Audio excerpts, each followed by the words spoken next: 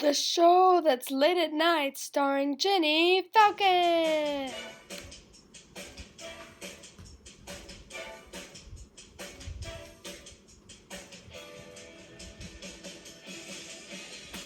Good evening and welcome to our show tonight. I am your host, Jenny Falcon, and it is so exciting to have you all here with us tonight. Woo! So, tonight's first and only guest is a friend of mine. She's here to talk about how we are one of the only successful late night TV shows hosted by women. So give it up for Hannah Craver.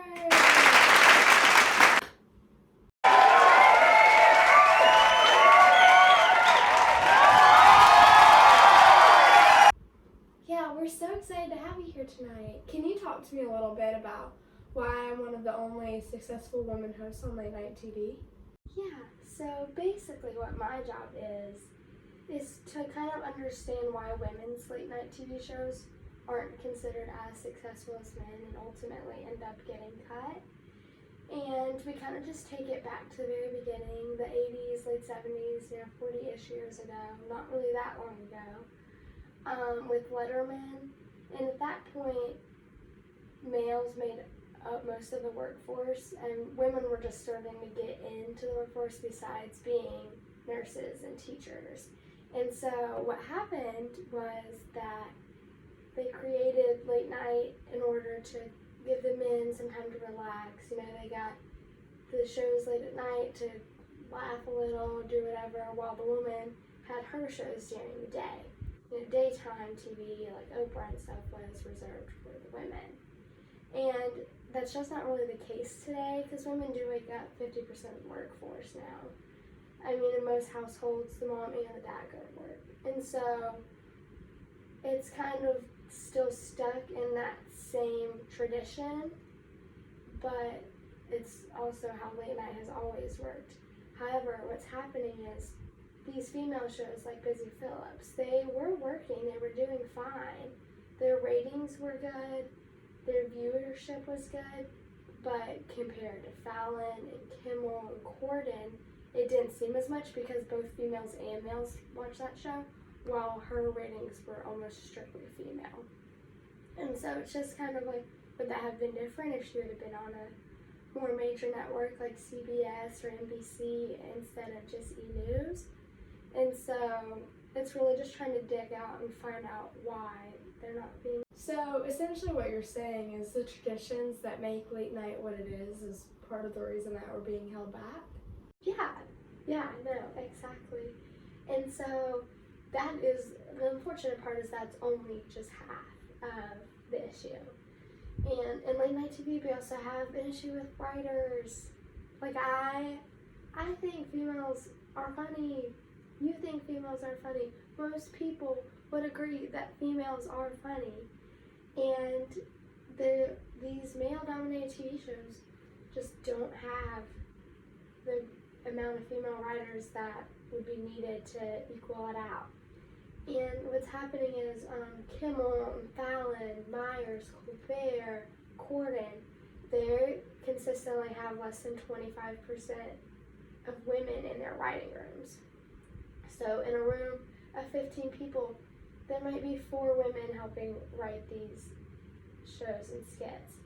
And I feel it's just very disheartening because they say and they talk about equality on their shows, but little do they know that they're also contributing to the problem. And on Samantha Bee, she has about 50-50. And you're thinking, oh, well, with a female show, shouldn't she have more women writers? But really, she is what we need because she's funny and she's getting both perspectives. She has stuff that men can laugh at and she has stuff that women can laugh at. And she's just getting all this content.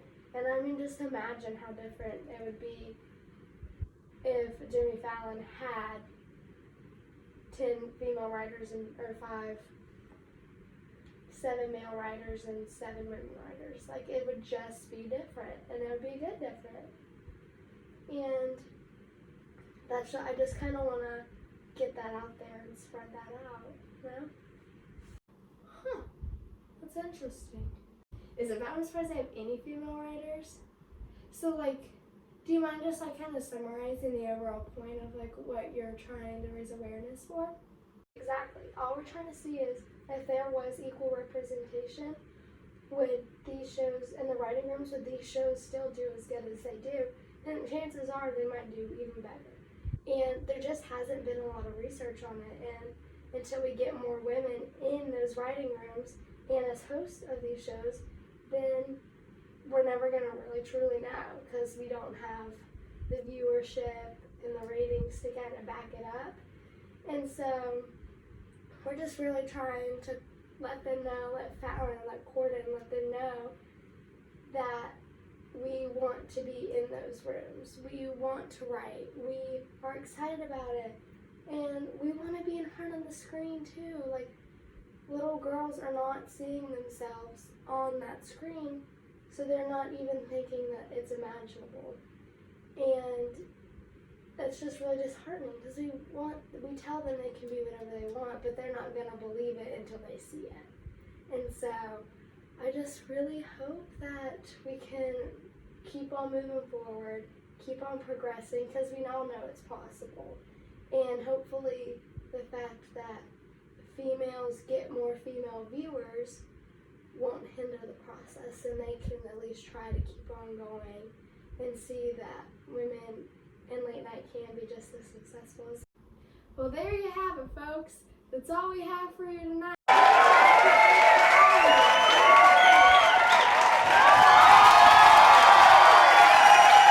Join us next week when we talk to the men from the Great British Baking Show and the stigma that comes with being male bakers. Thank you and good night.